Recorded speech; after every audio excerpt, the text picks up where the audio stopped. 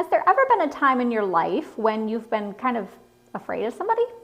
And by afraid of somebody, I don't necessarily mean that, you thought that you were like in physical danger, although that might have been the case. What I mean more is whether or not you were kind of intimidated to do what they wanted you to do.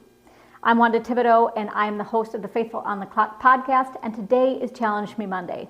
The scripture verse that I'm going to offer you today is Proverbs 29:25, and that says, "Fear of man will prove to be a snare, but whoever trusts in the Lord is kept safe." Now, why I want to bring this up in the work context is because I think sometimes our fear of a lack of security makes us look at our boss or even our coworkers and say, I have to do what they say, right? And sometimes you can even compromise your morals because of that. And that's kind of what this is saying, is that if you put man first, if you put other people ahead of God, you're going to run into trouble like that, okay? So what I want you to do for this week is just kind of evaluate your relationship with other people and say, who am I really afraid of? Like if push came to shove, would you let them push you around, or would you trust God to keep you safe and provide what you needed? Who are you listening to most?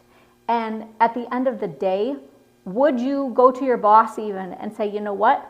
I can't do what you asked me to do because it's against my faith, or, whatever the case might be that you would need to say. So that's what I want you to do, is just think about that, evaluate that, and I want you to journal about that, kind of get a sense of where you're sitting with that. Now, if you're really brave, go to your boss or your coworkers or whoever it might be and have a conversation about why you're scared. Because sometimes, we have misconceptions about like what the relationship is, and we just need to bridge that, okay?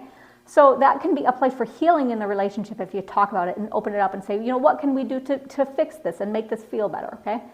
But I want you to just think about it, journal about it, and go have those conversations if you can.